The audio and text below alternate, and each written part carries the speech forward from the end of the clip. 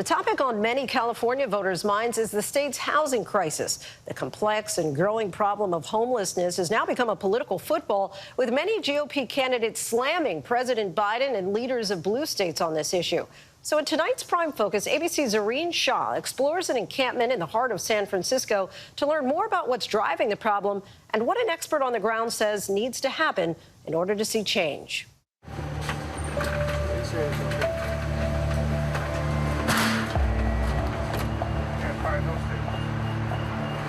Keep it down, boss. Is that garbage?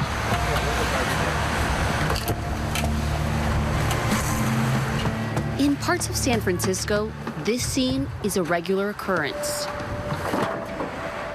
City officials cleaning encampments, unhoused Americans moving street to street, like Anthony, who says he's been living in a tent for the past 3 years.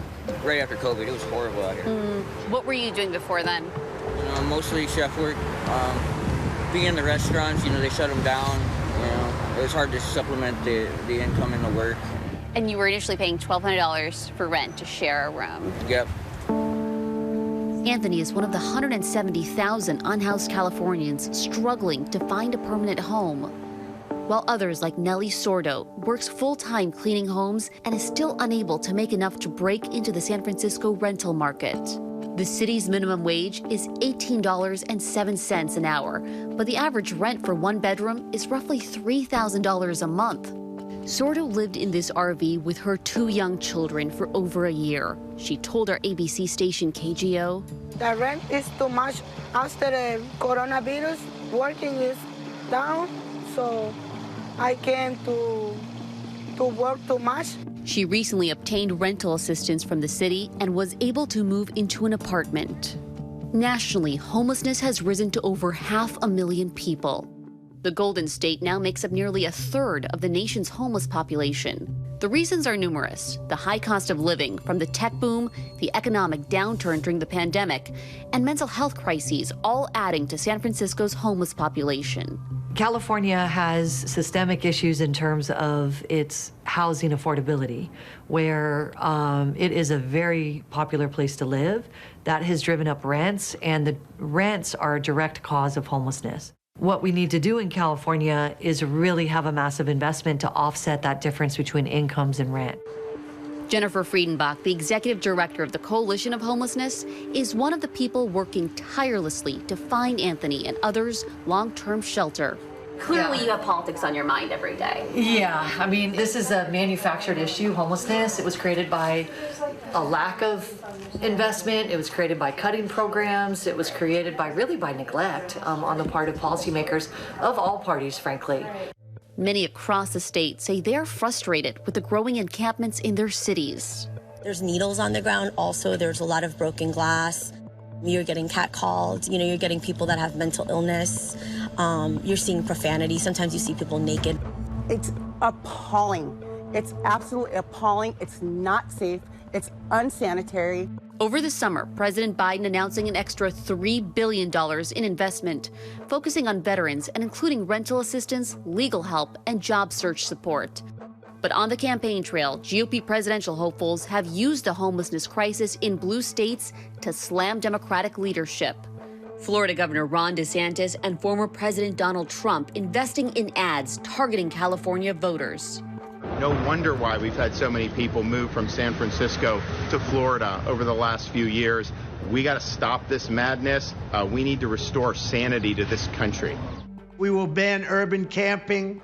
Violators of these bans will be arrested, but they will be given the option to accept treatment and services if they're willing to be rehabilitated. Many of them don't want that. Friedenbach says this essentially criminalizes the homeless.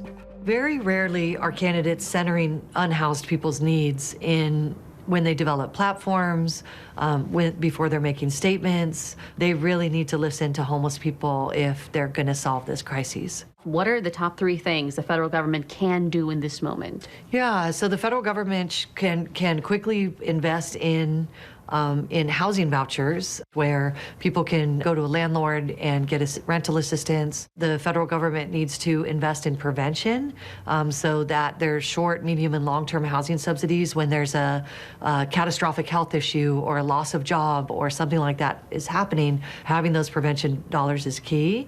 And thirdly, I'd say is a huge thing is an investment in behavioral health. Some of the solutions are already happening on the streets, just not fast enough for either party.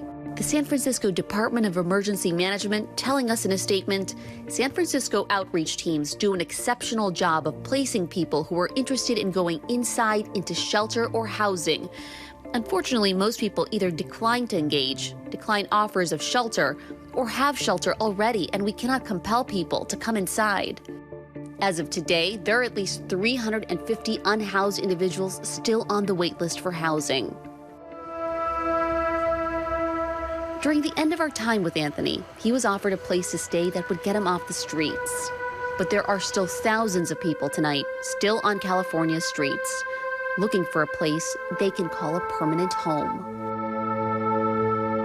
So many like Anthony desperate to get off the street. Our thanks to Zohreen Shah for that. Hi, everyone. George Stephanopoulos here. Thanks for checking out the ABC News YouTube channel. If you'd like to get more videos, show highlights, and watch live event coverage, click on the right over here to subscribe to our channel. And don't forget to download the ABC News app for breaking news alerts. Thanks for watching.